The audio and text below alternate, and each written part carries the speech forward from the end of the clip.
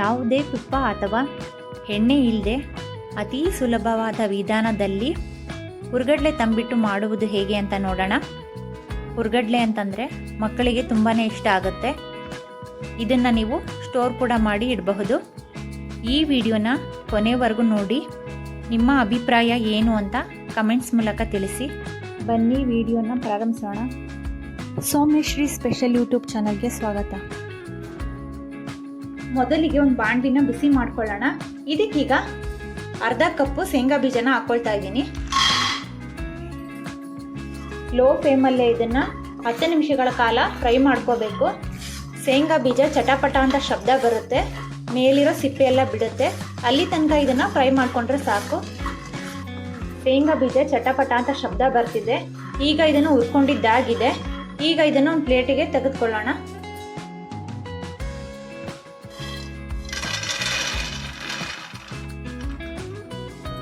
ಈಗ ಶೇಂಗಾನ ಸ್ವಲ್ಪ ಹೊತ್ತು ತಣ್ಣಗಾಕೆ ಬಿಡೋಣ. ತಣ್ಣಗಾದ್ಮೇಲೆ ಇದ್ರ ಮೇಲಿರೋ ಸಿಪ್ಪೆನೆಲ್ಲ ತೆಗೆದುಕೊಳ್ಳೋಣ. ಈಗ ಬಾಣಲಿನ ಬಿಸಿ ಮಾಡ್ಕೊಳ್ಳೋಣ. ಅದಕ್ಕೀಗ 4 ಟೇಬಲ್ ಸ್ಪೂನು ಬಿಳಿ ಎಳ್ಳನ್ನು ಹಾಕೋತಾ ಇದ್ದೀನಿ. ಈಗ ಇದನ್ನು 3 ರಿಂದ 4 ನಿಮಿಷ ಲೋ ಫ್ಲೇಮಲ್ಲೇ ಹುರಿದುಕೊಳ್ಳೋಣ. ನಿಮ್ಮ ಹತ್ರ ಕರಿ ಎಳ್ಳಿದ್ರೆ ಅದನ್ನು ಸಹ ನೀವು ಯೂಸ್ ಮಾಡಬಹುದು. ನೋಡಿ, ಎಳ್ಳಿನ ವಾಸನೆ ಘಮ ಘಮ ಅಂತ ಬರ್ತಾ ಇದೆ. ಈಗ ಇದನ್ನು ಒಂದು ಪ್ಲೇಟಿಗೆ ತೆಗೆದುಕೊಳ್ಳೋಣ.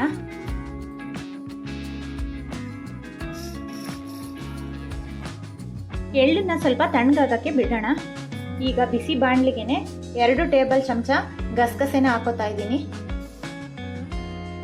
ಗಸಗಸೆನ ಒಂದು 30 ಸೆಕೆಂಡ್ ಹುರ್ಕೊಂಡ್ರೆ ಸಾಕು. ಗಸಗಸೆನ ಹುರ್ಕೊಂಡಿದ್ದಾಗಿದೆ. ಇದನ್ನ ಒಂದು ಬಟ್ಲು ಅಥವಾ ಒಂದು ಪ್ಲೇಟಿಗೆ ತೆಗೆದುಕೊಳ್ಳೋಣ.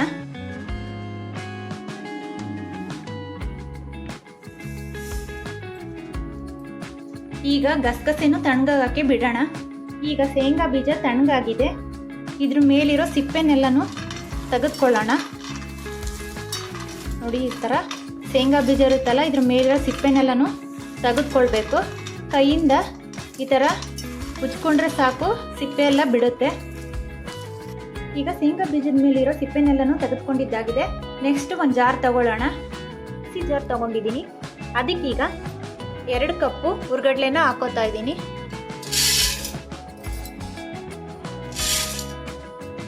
ಇದಕ್ಕೆ 4 ಏಲಕ್ಕಿನ ಹಾಕೋತಾ ಇದ್ದೀನಿ. ಹುರಿದು ತಣ್ಣಗಾಗಿರೋಂತಹ ಗಸಗಸೆನೂ ಹಾಕೋತಾ ಇದ್ದೀನಿ. ಎಲ್ಲನೂ ಮಿಕ್ಸಿಯಲ್ಲಿ ಪುಡಿ ಮಾಡ್ಕೊಳ್ಳೋಣ. ಈಗ ಇದು ಪುಡಿ ಮಾಡ್ಕೊಂಡಿದ್ದಾಗಿದೆ. ಇದನ್ನ ಒಂದು ಬಟ್ಲಿಗೆ ತೆಗೆದುಕೊಳ್ಳೋಣ. ಈಗ ಇದನ್ನ ಒಂದು ಬಟ್ಲಿಗೆ ಹಾಕೋತಾ ಇದ್ದೀನಿ ಪುಡಿನ. ಈಗ ಸಿಪ್ಪೆ ತೆಗೆದಂತಹ ಶೇಂಗಾ ಬೀಜನೂ ಹಾಕೋತಾ ಇದ್ದೀನಿ.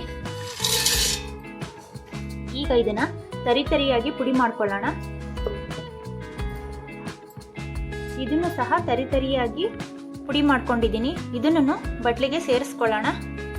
ಈಗ ಇದಕ್ಕೆ ತರಿತರಿಯಾಗಿ ಪುಡಿ ಮಾಡ್ಕೊಂಡಿರೋ ಶೇಂಗಾ ಬೀಜ ಪುಡಿನೂ ಹಾಕ್ತಾ ಇದ್ದೀನಿ.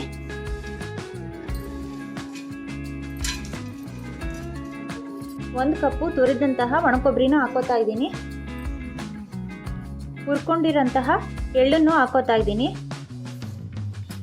ಎಲ್ಲನೂ ಒಂದು ಸ್ಪೂನಲ್ಲಿ ಮಿಕ್ಸ್ ಮಾಡ್ಕೊಳ್ಳೋಣ. ಇದೆಲ್ಲ ಚೆನ್ನಾಗಿ ಮಿಕ್ಸ್ ಆಗಬೇಕು. ಮಿಕ್ಸ್ ಮಾಡ್ಕೊಳ್ಬೇಕು ಇದನ್ನೆಲ್ಲ ಚೆನ್ನಾಗಿ.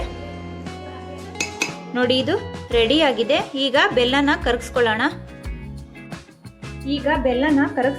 ಅದಕ್ಕೀಗ ನಾನು ಒಂದು ಬಾಣಲಿ ತಗೊಂಡಿದ್ದೀನಿ. ಅದಕ್ಕೀಗ 1.5 ಕಪ್ಪು ಬೆಲ್ಲನ ಹಾಕೋತಾ ಇದ್ದೀನಿ. 1.5 ಕಪ್ಪಿಗೆ 3/4 ಕಪ್ ಅಷ್ಟು ನೀರನ್ನು ಹಾಕೋತಾ ಇದ್ದೀನಿ. ನಾವು ಬೆಲ್ಲ ಎಷ್ಟು ತಗೊಂಡಿರ್ತೀವೋ ಅದರ ಅರ್ಧದಷ್ಟು ನೀರನ್ನು ಹಾಕೋಬೇಕು. ನಿಮಗೆ ಸ್ವೀಟ್ ಜಾಸ್ತಿ ಬೇಕು ಅಂತಂದರೆ ಇನ್ನೂ ಸ್ವಲ್ಪ ಜಾಸ್ತಿ ಬೆಲ್ಲನ ತಗೋಬಹುದು.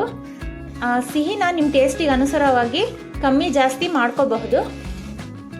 ಬೆಲ್ಲನ ಪುಡಿ ಮಾಡಿ ಹಾಕೊಳ್ಳೋದ್ರಿಂದ ಬೇಗನೆ ಕರಗುತ್ತೆ. ಸುಮಾರು ಒಂದು 5 ರಿಂದ 6 ನಿಮಿಷ ಬೇಕಾಗುತ್ತೆ ಬೆಲ್ಲ ಕರಗಕ್ಕೆ. ನೀವಿನ್ನೂ ನಮ್ಮ ಚಾನಲ್ಗೆ ಸಬ್ಸ್ಕ್ರೈಬ್ ಆಗಿಲ್ಲ ಅಂತಂದರೆ ಸಬ್ಸ್ಕ್ರೈಬ್ ಆಗಿ ಪಕ್ಕದಲ್ಲಿರೋ ಬೆಲ್ ಬಟನ್ನ ಆನ್ ಮಾಡಿ. ಇದು ಒಂದು 5-6 ನಿಮಿಷ ಬೆಲ್ಲ ಕರಗಿದ್ರೆ ಸಾಕು. ಪಾಕ ಮಾಡೋದು ಬೇಡ. ಪಾಕ ಮಾಡ್ಕೊಂಡ್ಬಿಟ್ರೆ ಉಂಡೆ ಗಟ್ಟಿಯಾಗೋಗ್ಬಿಡುತ್ತೆ. ಬೆಲ್ಲ ಕರಗಿದೆ. ಈಗ ಇದನ್ನು ಸೋಸ್ಕೊಂಡ್ಬಿಡೋಣ. ಈಗ ಬೆಲ್ಲದ ನೀರನ್ನು ಸೋಸ್ಕೊಳ್ಳೋಣ.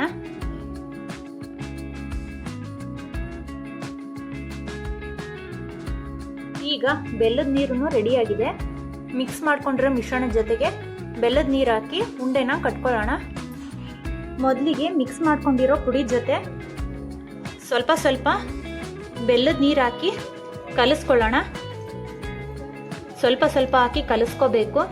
ಬೆಲ್ಲದ ನೀರು ಬಿಸಿಯಾಗಿದೆ, ಹಾಗಾಗಿ ಸ್ಪೂನಿಂದನೇ ಕಲಿಸ್ಕೋಬೇಕು. ಸ್ವಲ್ಪ ಸ್ವಲ್ಪ ಆಗಿನೇ ಎಲ್ಲನೂ ಮಿಕ್ಸ್ ಮಾಡ್ಕೋಬೇಕು.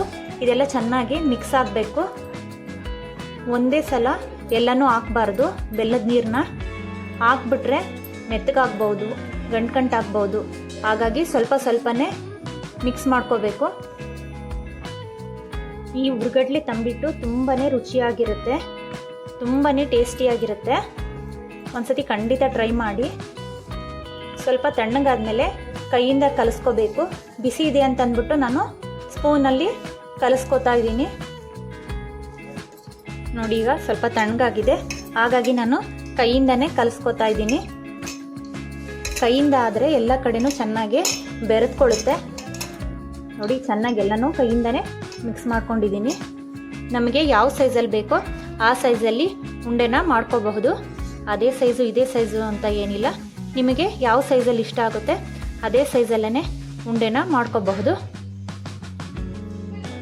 ನೋಡಿ, ಸಖತ್ ಟೇಸ್ಟಿಯಾದಂತಹ ಹುರ್ಗಡ್ಲೆ ತಂಬಿಟ್ಟು ರೆಡಿಯಾಗಿದೆ. ಇದೇ ರೀತಿಯಾಗಿ ಎಲ್ಲ ಉಂಡೆನೂ ಮಾಡ್ಕೊಳ್ಳೋಣ.